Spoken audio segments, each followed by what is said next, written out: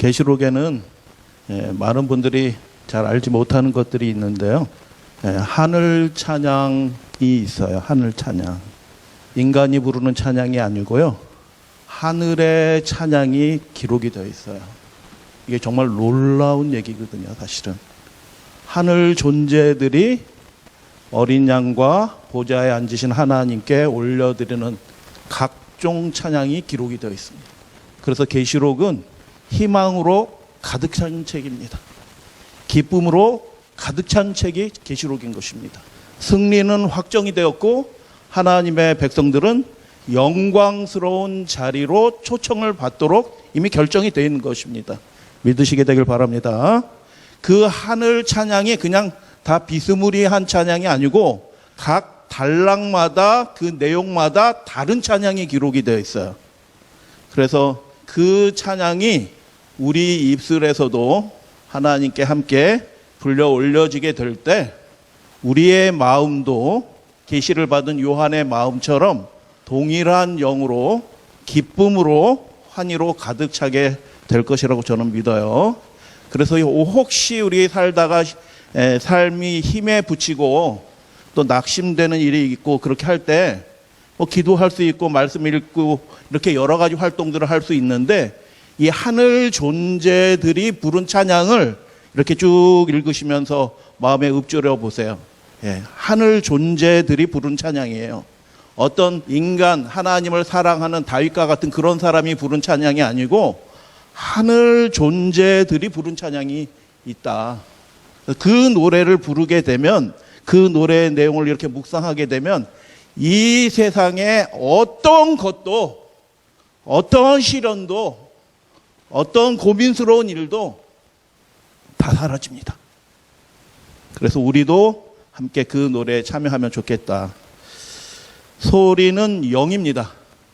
우리 사랑하는 우리 믿음의 가족들 그 댁 안에 들려오는 그 소리가 영이에요. 그래서 너무 유튜브 소리 많이 나오게 되고 이런저런 소리가 많이 내면 새 속의 영이 그 우리 가정을 가득 채우게 되는 것입니다.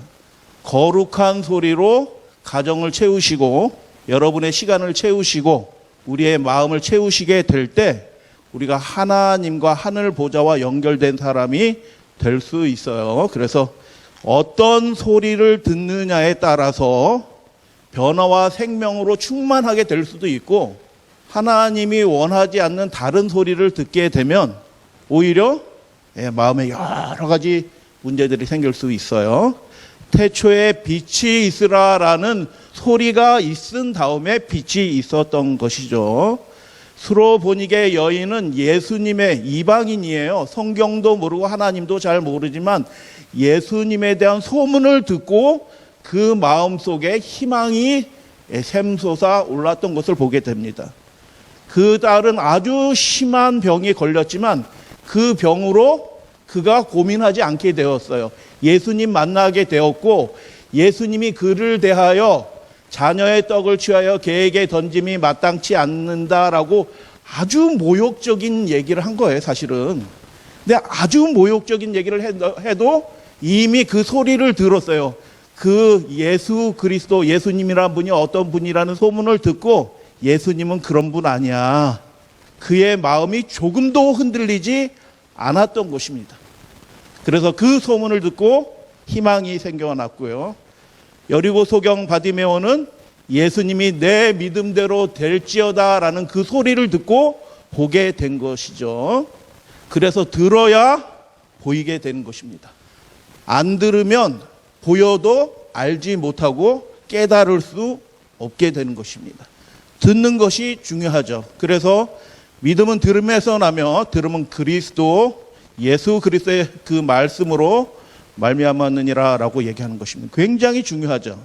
들어야 또 보고 싶어집니다.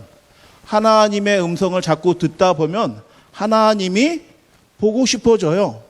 예수님의 음성을 자꾸 듣다 보면 예수님이 더 간절해지게 되는 것이죠. 그 경험을 요한도 하는 것입니다. 계시록에 들었다, 보았다라는 얘기가 무려 119번이나 나옵니다. 계시록 1장 10절 주의 날에 성령에 내가 감동함을 받았다. 내 뒤에서 나는 나팔과 같은 소리의 음성을 내가 뭐 했다고요? 들었다라고 얘기합니다. 그가 듣게 되었을 때 그의 삶에 새로운 관점들이 생겨나는 것을 보게 됩니다. 내 보는 것을 책에 기록하여 7교회에 보내라. 우리가 그 교회 중에 한 교회인 것입니다. 요한이 듣고 보고 한 그것을 우리도 예수님께서 알게 되기를 원하시는 것입니다. 하늘에 들려준 그 찬양을 곡조는 몰라요. 그냥 그 가사만 기록이 되어 있지만 그럴지라도 그 하늘의 찬양을 우리도 듣고 마음으로 함께 부르게 되기를 누가 원하시는 거예요? 성령님이 원하시고 예수 그리스도께서 원하시는 것입니다. 그래서 소리가 들리니까 어떻게 해요? 그 말한 음성을 알아보려고 이렇게 보려고 하는 것입니다. 보려고 하는 충동이 생겨요. 여러분, 예수님의 음성을 자꾸 듣다 보면 우리 마음속에서 예수님을 더 긴밀하게 잘 알고 싶은 거룩한 욕망이 생겨나는 것입니다. 그래서 7 금초대를 보았는데 예수님이 다니시는 모습, 그래서 예수님과 만나는 놀라운 체험을 하게 되는 거죠. 그래서 예수님을 만나고 이렇게 뭐 신적인 존재하고 만나니까 그가 특별한 경험들을 하게 되는데, 여러분, 그 모든 일의 시작이 어디서 시작이 되냐면 듣는 것에서 시작이 되는 것입니다. 듣는 것. 어떤 소리를 들었어요? 하늘의 소리를 듣게 될 때 우리의 이 땅의 삶의 방식들이 완전히 달라지는 것입니다. 왜 이 땅의 사람들이 이 땅에 속해서 그냥 허탄한 것에 매여서 그렇게 우왕좌왕하면서 살게 되냐 하면 그 사람들이 나쁜 사람이라서 그런 게 아니에요. 어떤 신자들은 왜 연약하냐 하면 그 사람들이 의지력이 없어서 그런 것이 아니라고요. 뭐가 약하기 때문에 그러냐 하면 하늘의 소리를 듣는 데 있어서 굉장히 취약한 것입니다. 그러니까 세상 일에, 이 땅의 일에 휩쓸려서 매여서 살아가는데 원인도 모르고 그 하늘로부터 오는 신령한 음성이 내 삶을 새롭게 하는 그 기쁨, 그 능력을 경험하지 못했기 때문에 그냥 계속 매여서 사는 것이에요. 근데 요한의 경험을 보니까 어떻게 해요? 들으니 이 음성이 어디서 나는가 하고 알아보려고, 본다는 뜻이에요. 보려고 할 때 하나님이 어떻게 하셔요? 보여주시는 것입니다. 여러분, 예수 그리스도의 음성을 듣고 정말 내 삶에서 예수 그리스도 우리 주님을 저도 보고 싶어요 라고 갈망해서 우리의 몸을 그분께로 이렇게 돌이키시게 된다고 하면 요한에게 그 경험이 있었던 것처럼 우리 믿음의 가족들에게도 예수 그리스도를 만나는 그 신령한 체험을 저는 하게 될 것이라고 확신합니다. 동방 박사가 왔죠. 그래서 그 예루살렘 왕도에 왔죠. 왕도에 와서 유대인의 왕으로 나신 이가 어디 계십니까? 라고 그 소리를 들려줘요. 왜 들려주셨을까요? 그 동방 박사를 택하여 보내신 분은 하나님이셔요. 누가 준비되게 되기를 원하는 거예요? 그 예루살렘 사람들이 예언된 그리스도 그분을 영접하고 그 그리스도께서 하나님의 나라를, 새로운 나라를 시작해요. 완전히 새로운 나라를 시작할 때, 그 나라를 시작할 때 그분과 함께 그 위대한 나라를 시작하게 되기를 바라는 마음에서 하나님이 미리 준비하라고, 물론 성경 말씀 다 주셨어요 이미. 그래서 예언의 말씀 주시고 사람을 보내서 듣게 하신 것입니다. 듣게 하신 것입니다. 근데 그 소리를 안 들으니 어떻게 해요? 예수님이 오셔서 기적을 행하시고 하나님의 말씀을 선포해도 그리스도가 나타나셔서 하나님의 아들이 우리 가운데 임마누엘 함께 거하시면서 다니시는데도 불구하고 그분을 알아봤어요? 못 알아봤어요? 못 알아본 것입니다. 여러분, 신령한 사물을 구분하기 위해서는 우리가 하나님의 음성, 하늘의 음성을 들을 수 있게 될 때 이 땅에서 벌어지는 일들이 구별이 되는 것입니다. 교회 안에서 벌어지는 일들이 구별이 돼요. 어떤 가정에서 벌어지는 일들이 구별이 돼요. 왜 그러냐면 하나님의 음성이 들리게 될 때 그것으로 인해서 보게 되는 것이죠. 그래서 지금도 하나님은 우리로 하여금 듣게 해주시는 분이십니다.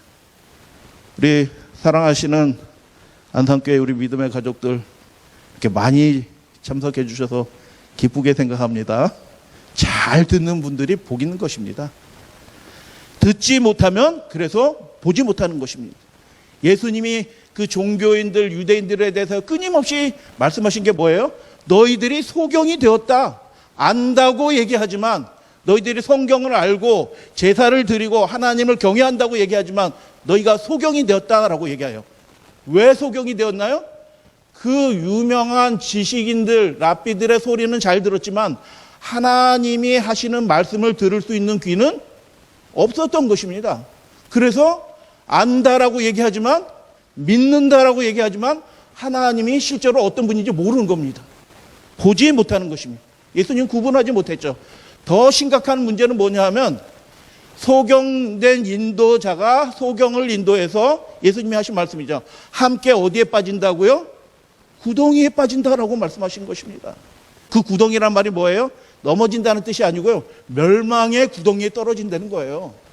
그러니까 우리가 하나님의 음성을 듣는 일에 있어서 굉장히 주의해야 되고, 우리의 마음을 하나님께로 향하고 그 듣는 연습들을 하셔야지, 실질적인 연습들을 하시고 그렇게 하셔야지 우리의 삶이 믿노라라고 하면서 구덩이에 빠지지 않게 되고, 그리고 생명을 얻는 믿음에 우리가 참여하게 되는 것이죠. 그래서 듣는 것도, 제가 장남이에요.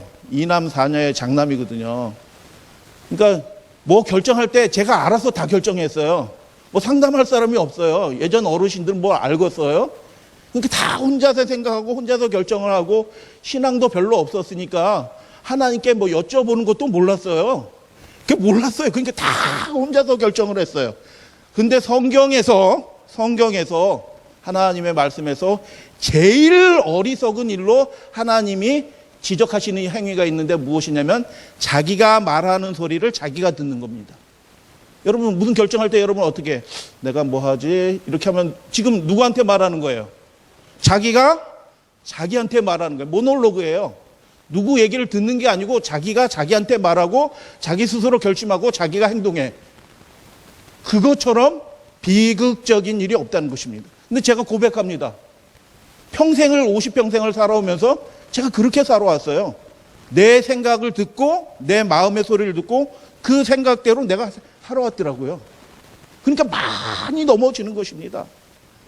실수하지 않아야 될 일들을 많이 실수해요. 근데 왜 실수하는지도 모르고 왜 넘어지는지도 모르고 그렇게 살아왔어요. 왜 그러냐 하면 내 음성만 듣고 살아간 것입니다. 하나님의 음성을 듣는 훈련이 안 됐고 어떻게 듣는지도 몰라. 그러니까 그렇게 살아왔던 것입니다.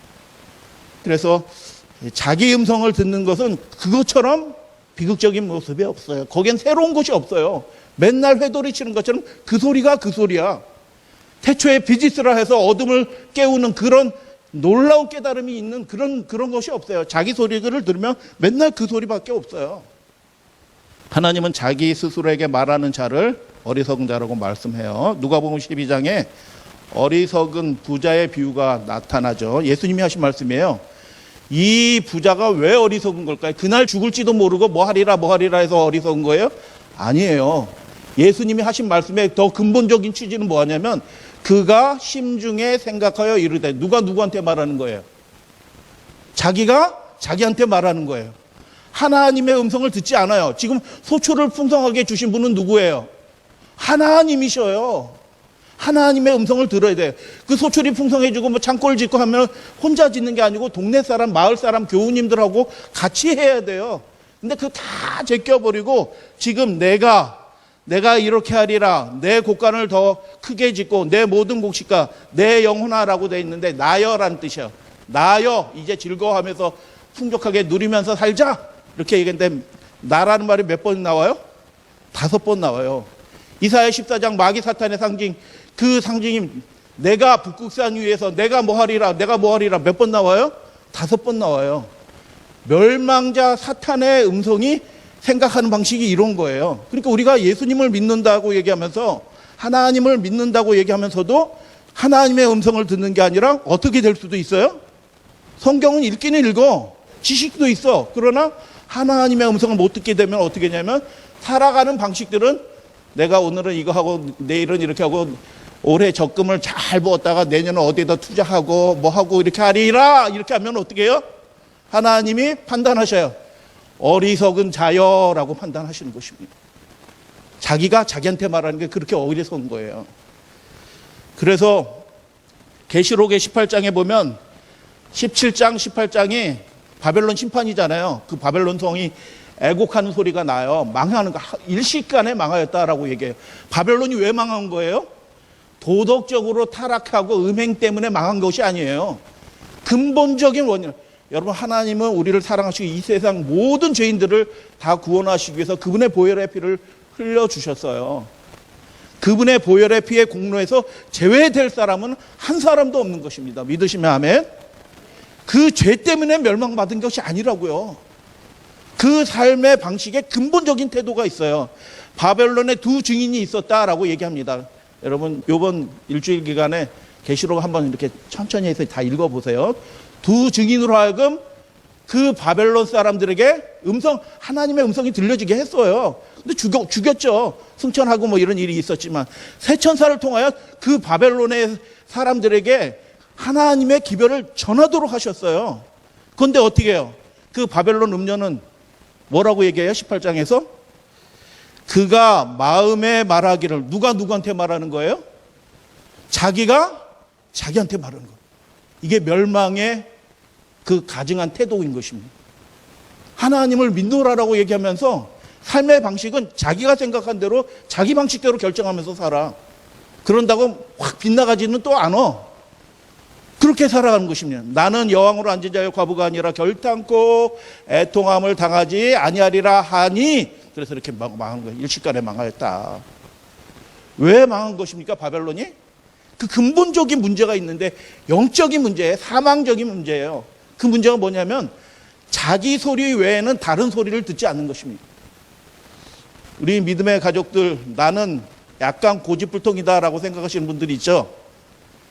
빨리 바꾸셔야 돼요. 하나님의 음성을 자꾸 듣는 연습들을 하셔야 돼요. 그렇게 될 때 비로소 누가 보여요? 예수님이 보이고 하나님이 보이는 겁니다. 그분의 뜻이 무엇인지 일상생활, 실제 생활을 통해서도 알게 되고 깨닫는 일들이 벌어져요. 그래서 아무리 들어도 변함이 없어요. 자기 소리를 100만 번 들어도 그 삶에는 새 것이 나오지 않아요. 해 아래 새 것이 없어요. 그 소리 가지고는 우리에게 생명을 얻을 수 없어요.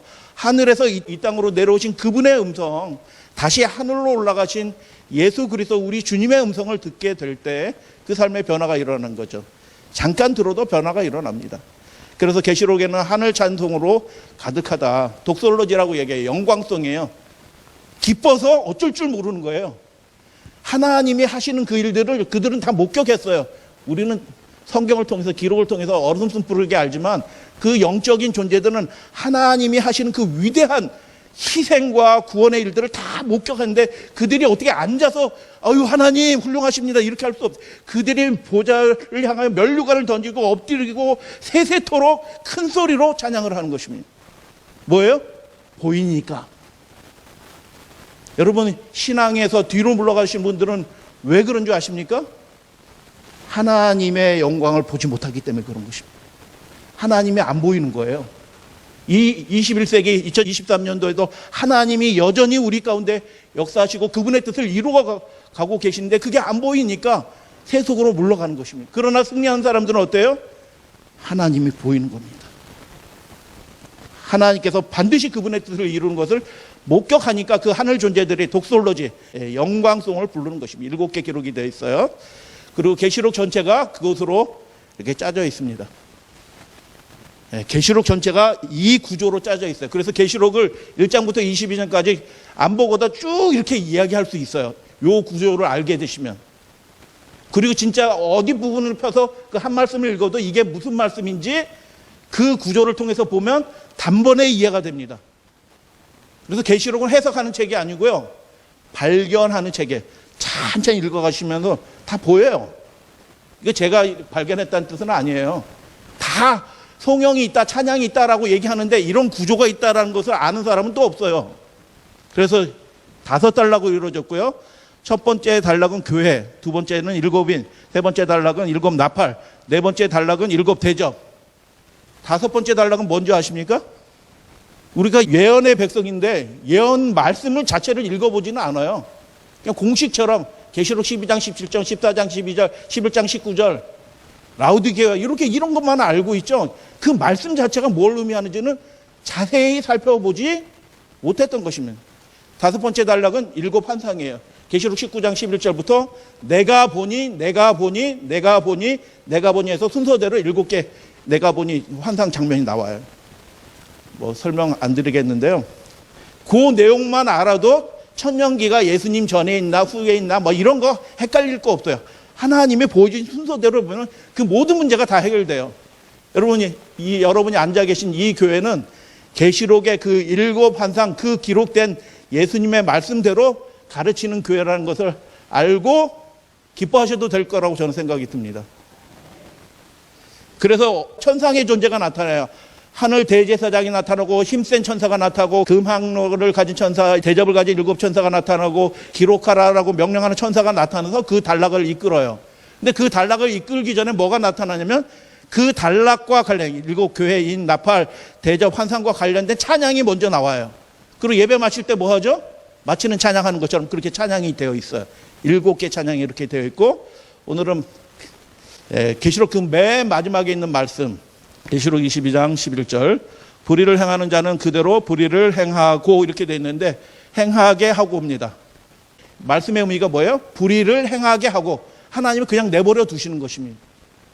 더러운 자는 그대로 더러운 채로 있게 하고 의로운 자는 그대로 의를 행하게 하고 그 사람은 계속 하나님 안에서 의로운 생애를 살면서 왔던 것입니다. 구원이 확정이 됐어요. 이 음성은 누구의 음성이에요? 예수 그리스도의 음성이에요. 언제 하시는 예수님의 음성이에요? 지성소에서 그 모든 속죄 사역을 마치시고 나오실 때 예수님이 하시는 음성이에요. 외치시는 음성이에요. 대제사장이 실제로 그래요. 성소 봉사할 때 성소 안에 들어왔다 나와서 제사장이 뭐 하냐면 여러분의 속죄가 이루어졌습니다 라고 선포하는 겁니다. 제사장이 실제로 그렇게 해요. 이 음성은 예수님의 음성이에요. 그때 나팔 불고 재금을 해서 막 기뻐하면서 속죄를 기뻐하면서 할렐루야 찬양하고 기다리던 성전 밖에서 기다리던 성도들이 할렐루야 하고 막 기뻐하거든요. 지금 예수님이 지성소에 들어갔는데 우리는 뭐 하고 있어야 돼요? 그 성전 밖에서 예수님 그 지성소에 계신 예수님을 향하여 우리가 우리의 죄를 위해서 우리의 거룩한 생애를 위해서 기도하고 하나님과 함께 예수님과 함께 보좌 앞으로 나아가야 되는 그런 시기에 우리가 살고 있는 거죠. 그래서 뭐 사가랴가 당번을 받고 이렇게 들어갔다 봉사하고 나와서 사가랴가 불신을 해가지고 이게 뭐가 됐어요? 벙어리가 됐잖아요. 그럼 나와가지고 뭐 해야 돼요, 이 사람이? 속죄 제사를 드렸으니까 매일 드리는 속죄 제사 여러분의 죄가 속죄가 되었습니다라고 선포해야 되는데 이 벙어리가 돼가지고 지금 나팔 불려고 다 준비하고 있거든요. 레위인들 제사장들 이거 치려고 다 준비하고 있는데 나오긴 나왔는데 말을 해야 돼요. 뭔 말을 해요? 여러분의 죄가 하나님의 은혜로 온전히 다 속죄되었습니다 라고 선포해야 될 그 사가랴가 벙어리가 돼가지고 이렇게 하니까 그렇게 된 거예요. 대제사장이신 예수님이 그분이 이 땅에 사는 당신의 백성들을 위하여 하실 일들을 맞춰가고 있는 시대에 우리가 살고 있는 것입니다. 이 땅에 그분과 연결된 백성들은 예수님이 지성소에서 나오실 때 외치는 이 소리를 듣는다라고 얘기했습니다. 뭐 한다고요? 듣는다. 그리고 그때는 재림의 날이 공개가 됩니다. 그래서 이 땅에 일곱 재앙을 통과해서 나오는 그 백성들이 언제 이 일곱 재앙의 대접 재앙이 끝나냐 막 이렇게 하는 게 아니고 야, 한 달만 참자. 한 달 후에 예수님 오신다. 이렇게 알고 희망 속에서 일곱 재앙의 그 터널을 지나가게 되는 것입니다. 할렐루야 아멘. 들으셔야 되는 겁니다. 그래서 들어야지 보이게 돼요. 거룩한 자는 그대로 거룩한 채로 있게 되게 하라. 그래서 우리가 매일의 삶 속에서 이 일이 결정되고 있는 거예요.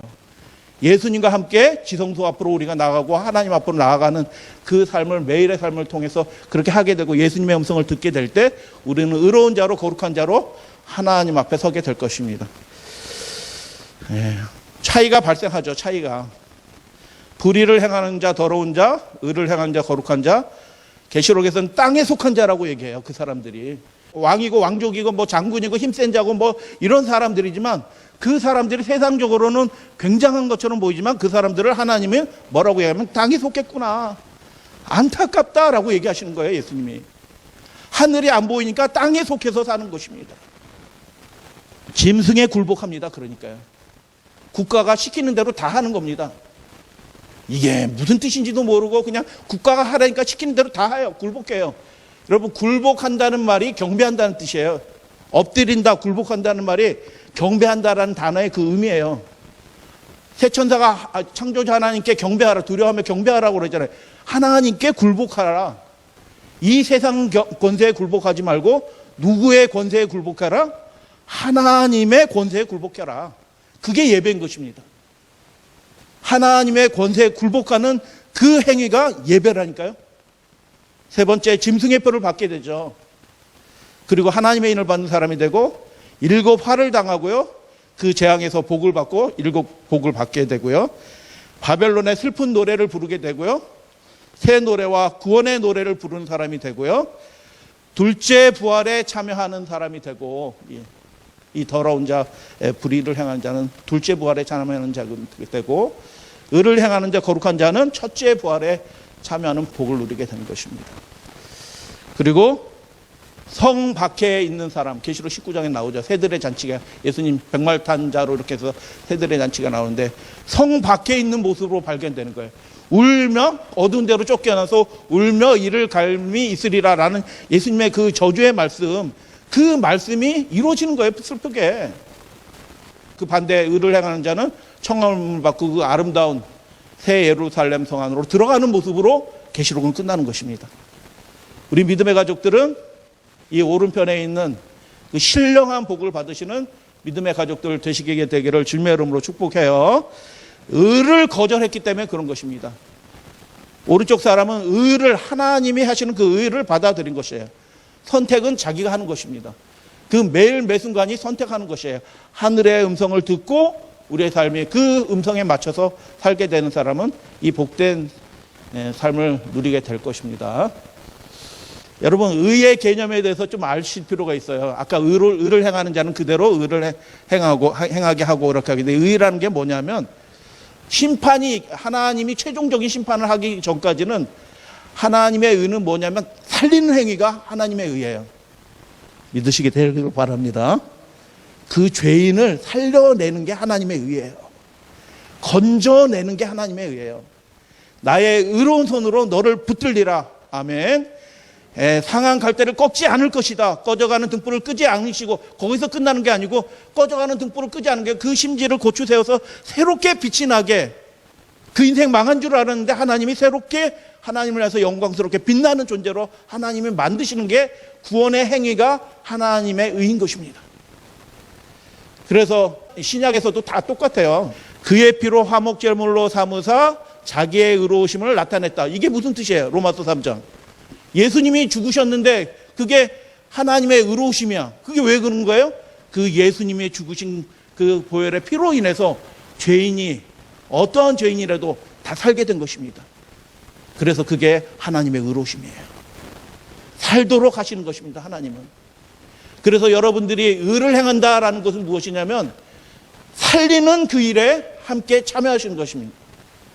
우리 사랑하는 집사님들, 장로님들 다 연합해서 우리 교회가 무슨 일에 집중을 해야 되냐면 살리는 그 일에 집중을 해야 되는 것입니다. 한마디 말을 해도 살리는 말을 해야 되는 거고요. 그 심령이 예수님께 향하도록 격려하는 말을 해야 되고요. 간절한 마음으로 기도하면서 그의 손을 붙잡고 함께 예수님께로 나아가는 그런 일들을 해야 되는 것입니다. 예수님 안에서 그 첫째 부활의 아름다운 영광에 참여하는 사람들은 어떤 사람이냐? 의를 행하는 자는 그대로 무엇을 행하게 하고? 의를 행하게 하고, 그 상태로 있는 것입니다. 그런데 하나님을 살리려 하셨는데 왜 불의를 행한 사람은 그대로 불의를 행하게 있는가? 두 가지 이유가 있어요. 일곱인의 맥락에서 두 가지 질문이 있는데 첫 번째 그들의 질문이 있어요. 누가 능히 서리요? 어떻게 하나님 말씀대로 다 그렇게 살 수 있냐? 그렇게 못 산다.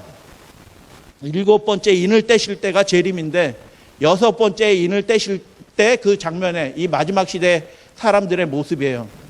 불의를 행하는 자의 모습을 어떻게 묘사가 됐냐면 누가 능히 서리오라고 얘기하는 것입니다. 그들은 땅의 사람으로 살았습니다. 하늘이 없는 것처럼 살았어요. 그렇기 때문에 예수님의 그 영광의 날을 진노의 날로 맞게 된 것입니다. 누가 능히 서리오라고 얘기했는데 하나님이 대답하십니다. 바로 다음 장에서 내 백성 여기 있다라고 얘기하면서 14만 4천을 보여주시는 것입니다. 누가 능히 서리오라고 얘기했는데 6장 그 마지막 절에서 누가 능히 서리오라고 했는데 7장에서 하나님이 내 백성 여기 있는데 여기 서 있잖아 이렇게 보여주시는 겁니다. 14만 4천하고 1만 2천, 1만 2천, 1만 2천, 천 단위로 묶여져 있어요. 여러분, 천 단위가 뭐 하는 단위예요? 네, 맞습니다. 예. 이스라엘 민족을 계수할 때 그 천 단위 세고, 특별히 군사들을 살 때 천부장, 백부장 이렇게 하는 것처럼 군대의 단위예요. 한 사람이 몇 사람을 쫓겠고, 1000사람을 쫓고, 이게 무슨 뜻이냐면, 1대1000으로 싸워서 이긴다는 뜻이 아니고, 믿는 사람 한 사람이 마귀의 군대를 이긴다. 믿으시면 하면 그런 약속이에요. 하나님이 그렇게 해주신다는 약속이에요. 그래서 이 14만 4천은 어떤 뭐 특징이 14장이 또 특징이 세부적으로 나오지만 7장에서 나오는 하나님의 백성은 뭐예요? 우물쭈물하지 않아요. 군대 장관은 앞으로 가 하는데 가야 되나 말아야 되나 이렇게 눈치 보면서 가는 사람들이 아니에요. 군대 장관이신 예수 그리스도가 가 하면은 가는 겁니다. 일사불란하게 우물쭈물하지 않아요. 그래서 임 받는 사람들은 이거 하나님의 뜻인데 하긴 해야 되는데 이거 어떻게 하지 이거 이거 이렇게 하면 좀 손해도 올 것 같고 내 인생이 이러다 여기서 끝나는 거 아니야 뭐 이렇게 뭐 별 생각이 막 들어. 그러면 아직 준비는 안 되신 거예요. 딱 말씀하시면 어떻게 해요? 아멘 하고 그냥 가는 겁니다. 그런 믿음으로 갖춰진 사람이 하나님이 내 백성이라고 하고 보여주시는 거예요. 여러분 이 계시록의 말씀 통해서 우리가 소망을 갖게 돼요. 우리는 하나님의 진리의 백성으로 부름을 받았어요. 이게 정말 귀한 일이에요. 저는 동국대학교, 사범대학교, 부속고등학교 나왔습니다. 아침 조회마다 일주일에 한 번 아침 월요일 조회마다 스님 두 분이 나와서 목탁 두들기면서 반야신경 외우고 참불가 부르는 그런 학교를 나왔어요. 불교도 좋아요. 불경 배우는 시간이 있어요. 또 불경도 좋고 불교도 좋고 석가모니도 좋아. 근데 거긴 생명이 하나도 없어요. 근데 우리는 진리의 백성, 생명의 백성으로 하나님이 불러주신 거예요. 그분의 음성을 들려주셔서. 그래서 그 음성을 따라 힘있게 순종하시면서 살아가시게 될 때 이 무리에 다 들어가시게 되는 것입니다. 누가 빠졌는지 설명드리지 않아요. 다 아시기 때문에. 하나님의 백성들은 딱 알아요. 왜 안 왔지? 여러분 우리 교님들 아시잖아요. 그분 왜 안 왔지? 이번 주 안식일에? 단번에 알아요. 단번에. 여기 누가 빠진지 단번에 알아요. 우리는 뭐 남의 집하니까 이 집하 맞네 이렇게 하지만 그 사람들은 왜 빠졌지? 금방 아는 거예요. 빠진 이유가 있어요. 왜 빠졌어요? 우물쭈물하고 자꾸 세속으로 내려간 것입니다. 넷째 송영이에요. 뭐 이거 자세히 말씀드려요. 그들이 부르는 노래, 그들이 구원받는 하나님의 백성으로 선 사람들이 부르는 노래인데 구원하심이 보좌에 앉으신 우리 하나님과 어린 양에게 있도다 하면서 큰 소리로 밑줄 쳐놓으실 필요가 있어요. 이거는 사람이 부르는 노래가 아니에요. 하늘 존재들이 부르는 노래예요. 답답하실 때 이 노래를 암송하시고 부르셔요. 구원하심이 보좌에 앉으신 우리 하나님과 어린 양에게 있습니다. 제가 그걸 믿습니다. 그렇게 하시게 되길 바랍니다. 두 번째 질문은 뭐냐면 첫 번째는 누가 서리오라고 했는데 두 번째 질문은 일곱 나팔은 전쟁과 관련된 주제예요. 그래서 누가 이 짐승과 싸우랴. 계시록 13장이죠. 누가 이 짐승과 그 음녀가 다른 세상 왕들과 열왕들과 연합해가지고 초국적인 권력을 갖게 된 거예요. 초국적인 권력. 그래서 아주 작은 사람, 모든 사람에게 다 짐승의 뼈를 주고 그것을 거부하는 사람은 누구든지 다 죽이게 하더라. 이게 무슨 뜻이에요?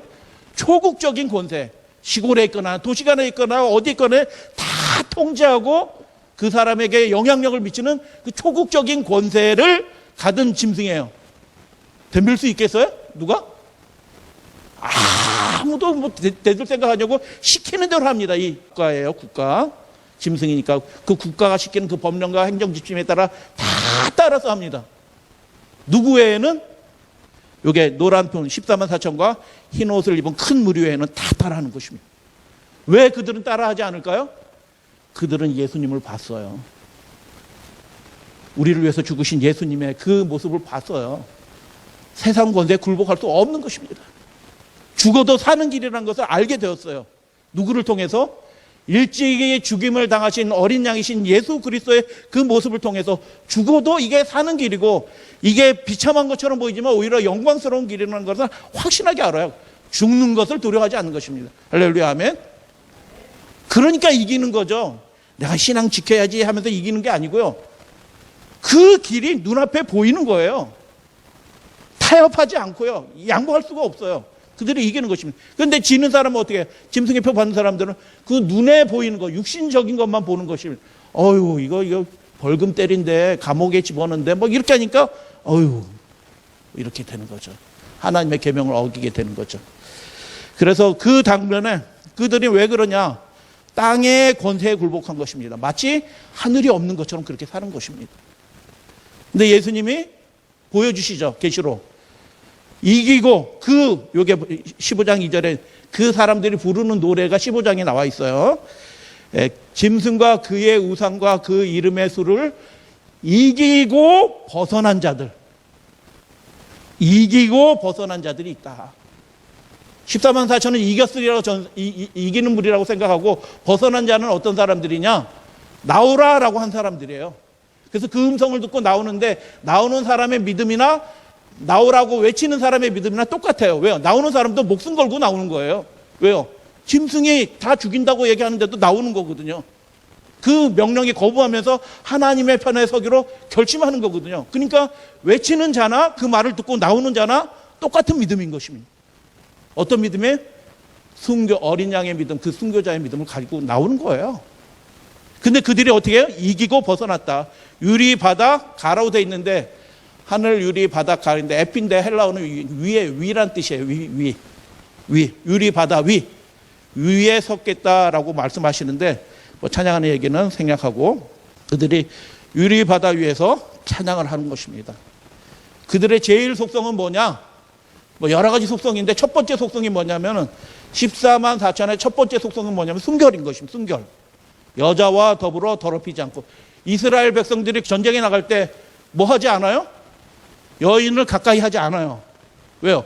이 전쟁은 하나님의 영광을 위해서 싸우는 전쟁이에요. 여인을 가까이 하지 않아요. 그 이미지가 그대로 있는 것입니다. 물론 여기서 음녀 뭐 이렇게 그런 것과 관련이 돼 있죠. 여자와 더럽히지 않았다는 얘기는 뭐예요? 그 생애가 하나님 앞에 구별된 대로 순결한 생애로 하나님 앞에 드려진 생애다. 제물처럼. 여러분 흠 없는 것으로 순결한 것으로 드리는 게 뭐예요? 제물이잖아요. 우리의 삶이 그렇게 하나님 앞에 구별된 그 사람들이 14만 4천이다라고 얘기하는 거죠. 제1 속성. 그들이 하나님 앞에 서 있다. 그들의 서 있는 곳은 어디인 것인가? 위치를 잠깐 살펴볼게요. 내 생물 24장로 천천만만의 천사들 모든 피조물들이 이렇게 위계가 있어요. 무질서하게 막 있는 게 아니고 위계가 있다니까요. 보좌 앞으로 나가는데 특별한 사람만 나가요. 세세토록 에스겔서 1장에는 내 생물이 어떻게 나요? 불이 섞인 수정과 같은 보좌를 받치고 있는 그 대, 불이 섞인 그 대를 그 내 생물이 밑에서 이렇게 받들고 있어요. 어마무시하게 존엄한 장소고요. 그 거룩한 생물조차도 그 밑에서 그 대를 받들고 있어요. 그런데 이 이기고 벗어난 자들이 어디로 초청을 받냐면 앞으로 나오십시오라고 예수님이 우리를 초청하시는 거예요. 어디로 나와요? 보좌, 어린 양이 계신 그 보좌 앞에 그 유리 바다, 그 보좌를, 그 위험 있는 보좌를 바치는 그 대 앞으로 이 앞으로 나오십시오라고 예수님이 우리를 초청해 주시는 것입니다. 그 앞에서 우리를 구원하신 분은 누구이시다? 보좌에 앉으신 하나님과 어린 양이 우리를 이렇게 구원하시고 이기게 해주셨습니다. 그 세상 권세, 초국적인 권세 아무렇지도 않고 이기게 해 주셨습니다라고 찬양하는 것이죠. 그게 은혜라니까요. 은혜가 우리의 생애를 사로잡을 때 우리의 생애가 완전히 달라지고 이 영광스러운 자리로 우리를 초청해 주시는 것입니다. 이 앞에 서는 사람들은 어떤 사람이에요? 어린 양이신 그리스도께서 어디로 인도하시는지 따라가는 사람들이다. 그분의 은혜 안에서 머물기로 선택하는 사람이다. 예수님이 눈앞에 보이니까 따라가는 거예요. 영광스러운 자리. 그래서 우리가 하늘의 음성을 들어야 비로소 보이게 되는 것이죠. 땅의 소리를 들으면 땅의 사람이 되는 거고요. 하늘 소리를 들으면 하늘 백성이 됩니다. 이 멸망의 슬픈 사람들은 땅의 음성을 들었고 자기 음성을 듣고 살았던 사람들이에요. 자기가 자기한테 말한 소리를. 그러나 구원받는 사람들은 어떻게 해요? 예수님의 그 음성을 듣고 들으니 예수님이 보이기 시작하고 예수님을 따라가게 되었을 때 그렇게 살아가게 된 것이죠. 제가 건축공학과 나와서 종로에 있는 건설회사를 다니고 있었어요. 아유, 뭐 안식일 지키면서 취업하기가 쉽지 않아요. 진짜 어렵사리 취업을 했어요. 건설회사. 그 당시에 뭐 5일제 뭐 이런 것도 없어요. 그냥 무조건 다 일주일 내내 일하는. 그런데 뭐 제가 은혜로 대학 선교교회라는 교회를 창립할 때 제가 그 핵심 멤버 중에 한 사람이었고요. 그 당시 해외 선교가 없었는데 해외 선교로 가서 그 우즈베키스탄에 교회를 세울 때 은혜로 활동하게 됐고요. 대학생 때 그 강원도 무교군에 봉사대를 갔는데 거기에 이렇게 봉사하다 교회가 생겼어요. 제가 청년 시절 때 교회 3개 제가 개척했다고 말하면 벌 받을 거고 그 개척하는데 쓰임을 받았어요. 너무너무 지나가다 보니까 내가 할 줄 아는 거 아무것도 없는데 하나님이 껴주신 거예요. 껴주신 거라고요. 그리고 잘했다라고 상은 듬뿍 주신 거예요. 여러분, 주님의 교회를 위하여 여러분 하나님이 우리를 은혜로 불러주셨습니다. 할렐루야, 아멘. 그렇고 제가 안식일을 지키기로 그 보장을 받고 일요일 날 대신 출근한 거 해서 보장을 갖고 열심히 안식일 교회 나 혼자니까 또 뭐 안식일 교회 이상한 애 들어왔다 팀이하다 일 못한다 이렇게 하면 안 되니까 제일 먼저 출근하고 교과 공부도 가서 회사에 가서 교과 공부하고 뭐 이렇게 했는데 선배들이랑 목사님들이 모여가지고 어느 날 모여가지고 회의를 하더라고요. 안식일 날 지방에 있는 뭐 선배들 유명한 선배들 오셔가지고 야 우리 대학생들이 지금 목자 없는 양처럼 방황하고 있다. 대학교 가서 신앙들 막 떠나고 흔들리고 그래서 우리도 간사제도 그 사람들에게 성경을 가르치고 전도도 하는 사람이 좀 있으면 좋겠다.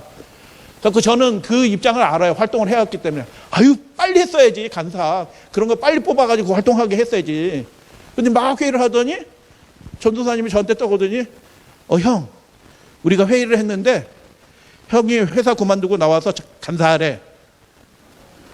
제가 그 소리를 듣기 전에는 좋은 일이다. 반드시 해야 되는 일이고 진작 했어야 되는 일인데 그렇게 생각했는데 그 회의를 하더니 와가지고 당신이 하시오 이렇게 얘기하니까 제 반응이 뭐예요? 0.1초의 답이 나왔어요. 아니 제가 지금 이게 열심히 돈도 벌고 해갖고 결혼도 해야 되고 뭐 그런 인생 계획들이 많이 있는데 어렵사리 진짜 들어간 거예요. 그 회사 쉽지 않아요. 그런데 내가 뭐 회사에서도 내가 전도 대상자 이미 삼아가지고 벌써 다 이렇게 작전 세우고 있고 이렇게 했는데 간사를 하라고 그러니까 아니요. 그러면 형 와서 기도라도 같이 하자. 아니? 그러니까 이제 돈들만 가가지고 이제 거기 목사님 뭐 선배들 와서 뭐 기도를 하더라고요. 그래서 제가 무슨 생각이 들었냐면 저 고속도로에서 기도를 하시길래 내가 안 한다는데 기도는 왜 해? 내가 안 한다는데 기도는 뭐 해? 내가 안 한다는데. 그런데 그 주에 제 마음이 완전히 바뀌었습니다. 종로에서 버스를 타고 제가 뭐 이렇게 자취하고 있는 외대 앞까지 오는데 버스 타면 항상 1년 365일 그 퇴근 시간에는 완전 막 콩나물실이 이렇게 해가지고 움직이지도 못해요. 청량이 지날 때까지 계속 이러고 오는 거예요. 종로에서 쫙 이러고 오는데 그리고 욕심이 있어가지고 그 안에 가방 안에다가 아침에는 교과 저녁에는 집에 오다가 혹시 자리 나면 앉아서 교회 지남 봐야지. 그렇게 교회 지남을 넣고 다녀요. 한 번도 안 읽어봤습니다. 교회 지남. 진짜 한 번도 안 읽어본 교회 지남 사기만 샀지 그 안에 뭐가 들은지 읽어본 적이 없어요. 한 번도 시간이 안 나고 집에 돌아오면 피곤해서 자고. 그런데 그 주에 수요일 정도 된 것 같아요. 이렇게 해서 딱 올라탔는데 마치 내가 오기를 기다렸던 것처럼 그 앞에 있는 아줌마가 벌떡 일어나서 내리는 거예요. 내리는 데가 아니야. 그래가지고 제가 속으로 할렐루야 홍해가 열리는 것 같은 기쁨으로 그래서 딱 앉아서 그냥 앉아서 뭐 해야 돼요? 한 번도 읽어보지 않은 그 교회 지남이라는 거 처음으로 꺼내서 읽어봅니다. 딱 읽어봤는데 어디부터 펴요? 그 교회 지남? 아무데나 피는 겁니다. 아무도 안 펴서 이렇게 쭉 폈는데 제목이 뭐예요? 은행이 문을 닫던 날 이렇게 된 겁니다. 아니, 은행이 왜 문을 닫아? 1933년 대공황 때 하나님께서 이 남은 교회를 어떻게 인도하셨는지 그 대충의 부재무의 그 놀라운 간증. 은행이 왜 문을 닫아? 그래서 읽는데 신설동 지납니다. 제기동 지납니다. 청량 지납니다. 이게 빠져들, 점점 빠져, 하다가 점점 이게 이렇게 은혜가 차더니 청량이 이렇게 지나면서 다 읽었어요. 뻥 터진, 머리가 여기서 터졌어요. 머리가 뻥 터지더니 그 껌껌한 청량이 지금은 깨끗하지만 그 당시엔 껌껌해요. 아주 음산한 그 껌껌한 동네를 이렇게 지나가는데 무슨 생각이 드냐면, 이야, 우리 하나님 정말 멋지시다. 이야, 이렇게 멋지신 하나님이시구나. 내 인생을 그분께 다 드린들 아까울 거 하나도 없다. 드리는 게 영광이지, 드리는 게 영광이지. 다 드려도 내게 영광이지. 그래갖고 다음 주 안식일 나와갖고, 목사님 지난주에 말씀하신 그 간사, 제가 성경을 알아요, 뭘 알아요, 뭐 아무것도, 전도법을 배웠어요, 아무것도 몰라. 그거 제가 할게요. 회사한테 가서는 제 후임을 구하세요. 제가 회사에서 제일 중요한 부서를 맡고 있었어요. 회장님 오른팔이에요. 그런데 전 나갈 겁니다. 회사가 벌컥 뒤지면, 이주임 미쳤다. 왜 그러냐? 회사가 월급이 적냐? 월급 올려준다. 뭘 잘못했냐? 회사가 해준다. 아니요, 그런 게 아니고요. 전 나가야 됩니다. 완전히 그 한 주일 3일 만에 입장이 완전히 바뀌고, 그래서 나와서 뭐 전도하러 다니고 학생들 성경 공부 가르치다가, 뭐 제가 대단한 사람은 아니에요. 얼굴 보세요. 이게 대단하게 보이시나? 대단하지 않거든요. 근데 하나님의 은혜로 여차여차해서 그렇게 된 것입니다. 여러분, 우리가 하나님의 음성을 들을 수 있는 채널들을 그렇게 갖게 되시기를 바랍니다. 하나님의 음성을 들으면 이 세상에 매여있던 것들로부터 자유하게 돼요. 힘이 생겨요. 기쁨이 생긴다니까요. 환희가, 이야, 우리 하나님 이렇게 멋지신 분이시지. 그러나 그렇게 하지 못하는 사람들, 하늘의 음성을 거절하며 하나님이 보이지 않기 때문에 땅의 사람이 된 것입니다. 하늘의 음성을 듣는 여러분들 되시기를 바랍니다. 슈도 디퍼런스, 그럴듯해 보여. 평수 넓은 아파트에 사는 거하고 조그만 방에 사는 거하고 굉장한 차이예요, 실제로는. 그러나 하나님이 보여주신 차이는 그런 차이가 아니고 하늘과 땅의 차이예요. 그게 진정한 차이예요. 하나님 앞에 설 때 진정한 차이는 하나님의 음성을 듣고 그 믿음대로 살아간 그것에 의해서 완전한 차이, 진짜 차이, 그런 차이가 생겨나는 것입니다. 축하드립니다. 우리 할머니들 일찍 오셔서 당첨되셨습니다. 할렐루야 하면 진짜 차이가 생겨나는 겁니다. 그 진짜 차이는 사람이 만들어내는 차이가 아니고요, 개인이 노력해서 만들어내는 차이가 아니고 하나님이 만들어내시는 차이, 그 완전한 차이를 하나님이 계시록을 통해서 보여주는 것입니다. 노래하는 자의 모습을 통해서 보여줘요. 유리 바다 위에서 설 뿐만 아니라 보좌에 함께 앉게 해주시겠다. 누가 보면 시장 주인을 기다리는 종의 비유잖아요. 이게 놀라운 얘기예요. 사실은 예수님이 이미 계시록 얘기를 다 말씀하셔요. 주인이, 여러분, 띠는 누가 떼요? 종이 띠는 거예요. 종이. 띠는 종이 하는 거예요. 주인이 오면 주인님 어서 오세요 하고 물도 갖다 주고 뭐 이렇게 종이 해야 되는데 지금 누가 해요? 띠를 주인이 한대요. 왜 그래요? 그 종을 너무 사랑하는 것입니다. 종은 주인으로 기다리는 게 아니라 아버지를 기다리시지, 가족을 기다리시지, 그렇게 허리에 띠를 들고 등불을 켜고 있는 그 모습, 그건 종이 아니고 자녀의 모습이에요. 자녀의 모습. 주인도 와서 어떻게 해요? 나 멀리서 왔으니 피곤하다, 물 좀 가지고 뭐 등등 해라 하는 게 아니고, 주인이 음식을 가져와서 띠를 띠고 그 충성된 종을 어떻게 해요? 자기 주인의 자리에 앉히고, 할렐루야 하면 하나님 그렇게 해주시기를 원하는 거예요. 이 관계가 어떤 관계예요? 그분과 우리 사이의 관계가 완전히 연합된 관계인 것입니다. 그분이 말씀하시면 우리가 기쁜 마음으로 순종하고 그렇게 살아가는 사람이 된 것입니다. 하늘 찬양으로 가득합니다. 하나님이 하시는 그 아름다운 일들, 위대한 일들을 본 그 존재들은 찬양하게 된 것입니다. 그 찬양에 우리 믿음의 가족들도 함께 참여하시게 되기를 주님의 이름으로 축복합니다. 소리는 영인 것입니다.